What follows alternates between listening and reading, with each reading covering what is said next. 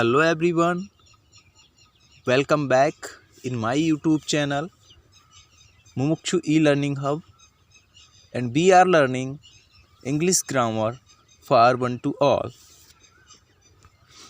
Dear learners, जैसा कि मैंने पिछली वीडियो में आपसे बात की थी पार्ट्स ऑफ प्रेडिकेट के बारे में, तो उसी को लेकर के ये नेक्स्ट वीडियो है। इसमें हम कुछ नए रूल्स को, प्रेडिकेट के कुछ नए रूल्स को समझेंगे। तो चलिए वीडियो स्टार्ट करते हैं। पार्ट्स ऑफ प्रेडिकेट, ठीक है, PREDICATE, प्रेडिकेट। आप लोग पेन पेपर अपना रेडी रखिए और नोट डाउन करते चलिए तो ज़्यादा बेटर रहेगा। चलिए रूल नंबर 3, हमने रूल नंबर 2 तक कवर अप कर लिया था। आज हमारा रूल नंबर 3 है। जैसा कि मैंने आपको पिछली वीडियो में बताया था कि ऑब्जेक्ट जो हैं दो तरीके के होते हैं, एक होता है डायरेक्ट ऑब्जेक्ट और दूसरा होता है इनडायरेक्ट ऑब्जेक्ट। तो देखिए रूल नंबर 3 हमारा क्या कहता है, जिसमें ऐसा सेंटेंस जिसमें प्रेडिकेट के दोनों पार्ट हों, दोनों ऑब्जेक्ट हों, इनडायरेक्ट भी ऑब्जेक्ट हो और डायरेक्ट ऑब्जेक्ट भी हो। तो चलिए यहाँ पे मैंने लिख दिया है सब्जेक्ट प्लस वर्ब, ठीक है, plus indirect object plus direct object. इस तरीके का स्ट्रक्चर भी हमको सेंटेंस में देखने को मिलता है। अब देखिएगा, आप इन दोनों तरीके के ऑब्जेक्ट्स में दोनों ऑब्जेक्ट लिविंग यानी कि सजीव होंगे, ठीक है।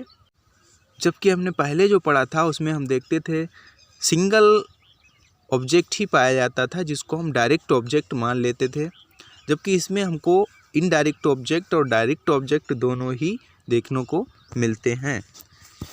देखिए फ्रेंड्स, इसके साथ ही मैं आपको बता दूं कि कुछ वर्ड्स होते हैं वो स्पेसिफिक ऑब्जेक्ट के लिए ही यूज़ किए जाते हैं, जैसे कि होम वर्ड जो है वो इनडायरेक्ट ऑब्जेक्ट के लिए ही यूज़ किया जाता है।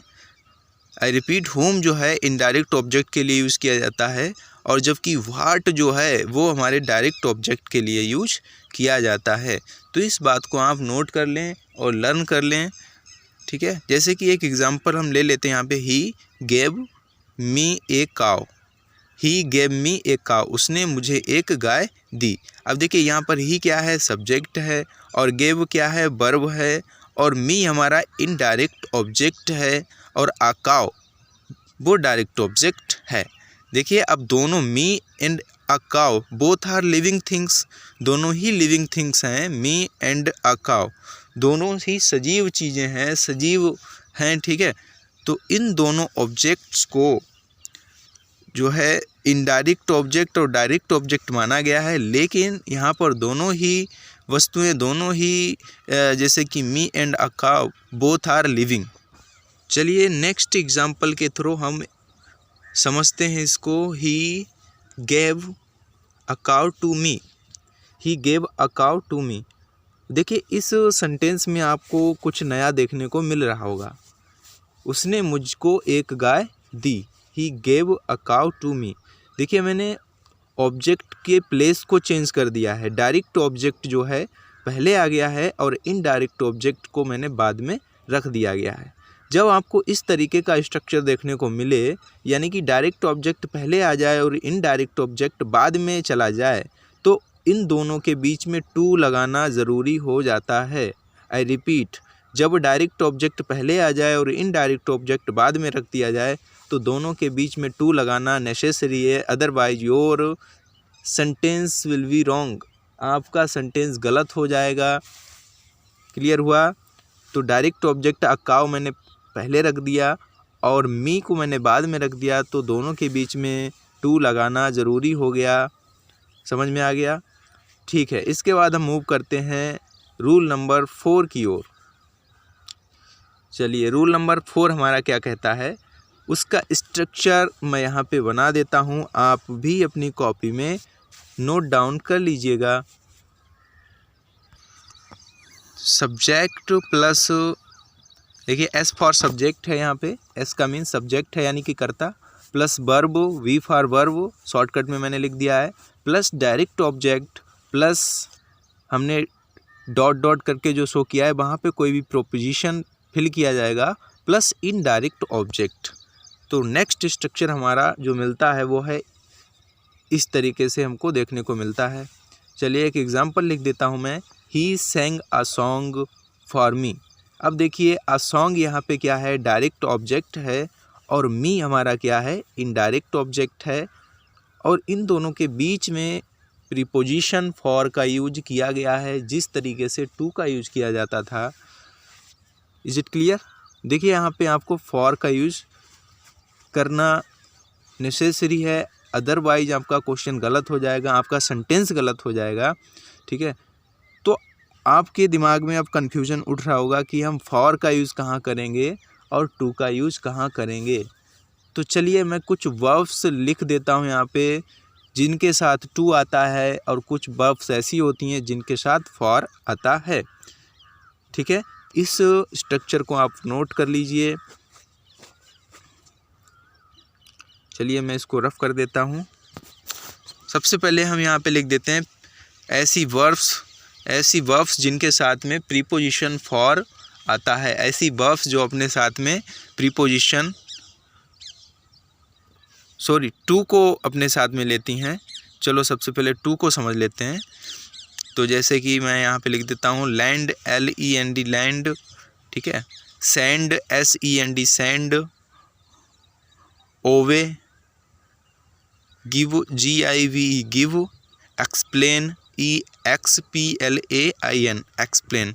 तो ये कुछ वर्ब्स हैं, कुछ ऐसी क्रियाएं हैं जिनके साथ में प्रीपोजिशन टू को यूज किया जाता है। ठीक है, चलिए अब इसके बाद प्रीपोजिशन फॉर अपने साथ जो वर्ब लेती हैं उनको भी समझ लेते हैं। ऐसी जो वर्ब्स हैं अपने साथ में प्रीपोजिशन फॉर को लेती हैं। ठीक है, तो चलिए मैं इसको यहाँ पे लिख देता हूँ।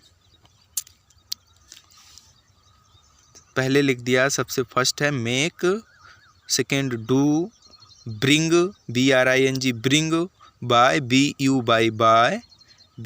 Bye, sing, SING sing. ठीक है, फिर इसके बाद है कॉल, CALL कॉल, फिर नेक्स्ट है गेट, GET गेट, फिर है लीव, LEAVE लीव। ठीक है, तो अगर ये वर्ब्स आपको हमारे स्ट्रक्चर में वर्ब की प्लेस पे देखने को मिलती हैं तो हम क्या करेंगे, डायरेक्ट ऑब्जेक्ट और इनडायरेक्ट प्रीपोजिशन फॉर का यूज़ करेंगे। अब आपको ये स्ट्रक्चर लर्न होना चाहिए। ठीक है, तभी आप इस तरीके के रूल्स में फॉर और टू का डिफरेंस समझ पाएंगे। तो चलिए एक एग्ज़ाम्पल के थ्रू हम समझने की कोशिश करते हैं। चलिए मैं फर्स्ट एग्ज़ाम्पल यहाँ पे लिख देता हूँ। She wrote me a letter, LETTER letter. Second example है SHEC wrote, WROT wrote a letter to me. ठीक है, थर्ड है हमारा, देखिएगा, she wrote me to a letter. अब देखिएगा इसमें हमारे स्ट्रक्चर के अकॉर्डिंग कौन सा राइट है और कौन सा रॉन्ग है। पहला वाला एग्जांपल आप देखेंगे उसमें राइट और अ लेटर के बीच में मी का यूज़ किया गया है, यानी कि अ लेटर हमारा क्या है, डायरेक्ट ऑब्जेक्ट है, और मी हमारा इनडायरेक्ट ऑब्जेक्ट है। ठीक है, तो दोनों ऑब्जेक्ट साथ साथ आए हैं, ये हमारा सेंटेंस क्लियर है। जो हमने स्ट्रक्चर रूल नंबर 3 में जो पढ़ा था उसके अकॉर्डिंग। इसके बाद है she wrote a letter to me. ठीक है, तो अ लेटर और मी यानी कि डायरेक्ट ऑब्जेक्ट पहले आ गया और इनडायरेक्ट ऑब्जेक्ट बाद में है, बीच में हम टू प्रीपोजिशन का यूज़ किया गया है। ठीक है, तो हमारा सेंटेंस सेकेंड भी क्लियर है, ये हमारा स्ट्रक्चर 4 को फॉलो करता है, जबकि हमारा थर्ड किसी भी रूल के स्ट्रक्चर को फॉलो नहीं करता है। इसमें देखिए मी यानी कि इनडायरेक्ट ऑब्जेक्ट को पहले रख दिया गया है और अ लेटर इसको डायरेक्ट ऑब्जेक्ट को बाद में रखा गया है, जबकि होना उल्टा चाहिए था। तो इसलिए थर्ड वाला हमारा जो है सेंटेंस रॉन्ग है। क्लियर हुआ? यदि आपको जो रूल्स के स्ट्रक्चर हैं वो लर्न है तो कोई प्रॉब्लम नहीं होगी। चलिए एक एग्जांपल और लेते हैं। She wrote to me a letter. She wrote to me a letter. अब देखिएगा यहाँ पे me a letter both are the object और me is the indirect object and a letter is a direct object, और इन दोनों से पहले टू का यूज़ किया गया है, जबकि हमने आपको बताया था कि प्रीपोजिशन फॉर और टू का यूज हमेशा बीच में ही होता है, दोनों ऑब्जेक्ट के बीच में ही यूज़ होता है। तो इसलिए ये स्ट्रक्चर भी हमारा रॉन्ग है, किसी भी रूल्स के अकॉर्डिंग, यानी कि एक किसी भी रूल को फॉलो नहीं करता है। चलिए इसी सेंटेंस को मैं एक और तरीके से लिखता हूँ। She wrote to me to a letter. देखिए अब यह रूप भी इस सेंटेंस का गलत ही है, क्योंकि इसमें मी हमारा जो इनडायरेक्ट ऑब्जेक्ट है वो पहले आ गया और अ लेटर हमारा जो है डायरेक्ट ऑब्जेक्ट वो बाद में रखा गया, जबकि हम टू तो सही लगाया है बट इसमें ऑब्जेक्ट का भी फेरबदल कर दिया गया है। हमारा जो थर्ड हमने जो लिखा she wrote a letter to me, ये वाला राइट है, बिकॉज यहाँ पे अ लेटर यानी कि डायरेक्ट ऑब्जेक्ट को पहले यूज़ किया गया है और मी यानी कि इनडायरेक्ट ऑब्जेक्ट को बाद में यूज किया गया है। तो ये इसका सीरियल होता है, डायरेक्ट ऑब्जेक्ट पहले आएगा और फिर इनडायरेक्ट ऑब्जेक्ट आएगा, बीच में प्रीपोजिशन यूज़ करना है। तो इसकी अकॉर्डिंग हमारा स्ट्रक्चर जो है फॉलो हो रहा है, यानी कि थर्ड वाला हमारा राइट है। ठीक है, चलिए अब हम चलते हैं नेक्स्ट रूल की ओर। लेकिन आपको यहाँ पर एक अपवाद यानी कि एक्सेप्शन देखने को भी मिलेगा, जैसा कि अभी हमने पढ़ा है कि डायरेक्ट ऑब्जेक्ट के बाद टू आएगा और फिर हमारा जो है इनडायरेक्ट ऑब्जेक्ट आएगा। लेकिन यहाँ पर हमें देखने को मिलेगा कि उल्टा आपको देखने को मिलेगा। कुछ ऐसी वर्ब्स होती हैं जिसमें इनडायरेक्ट ऑब्जेक्ट पहले आता है और फिर टू आता है और सबसे लास्ट में डायरेक्ट ऑब्जेक्ट को रखा जाता है। तो ऐसी कौन सी वर्ब हैं? ऐसी दो वर्ब हैं, आस्क एंड स्ट्राइक।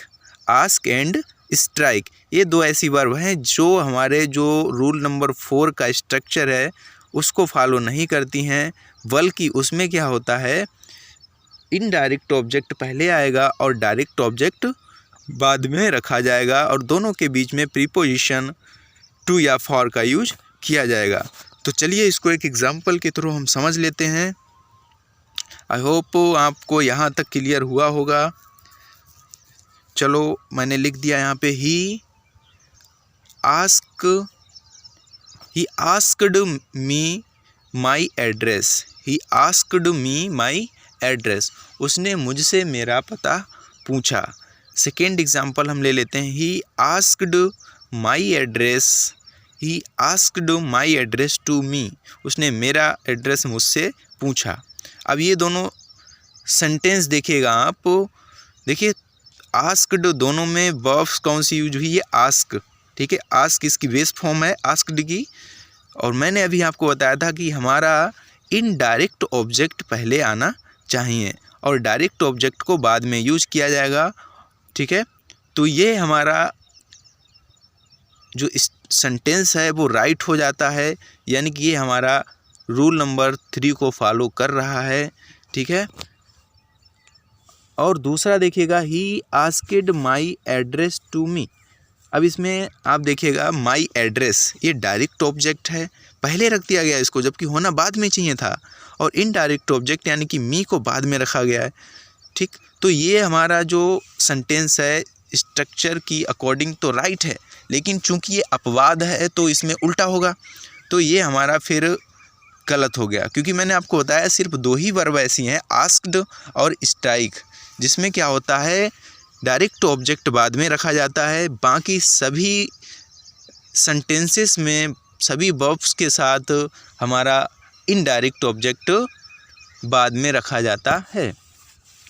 ठीक है, तो ये आपको समझ में आना चाहिए भाई, इनडायरेक्ट ऑब्जेक्ट इसमें क्या होगा, पहले होगा और डायरेक्ट ऑब्जेक्ट बाद में होगा। क्लियर हुआ? देखिए आपको समझ में आएंगी चीज़ें अगर आप ध्यान से समझेंगे।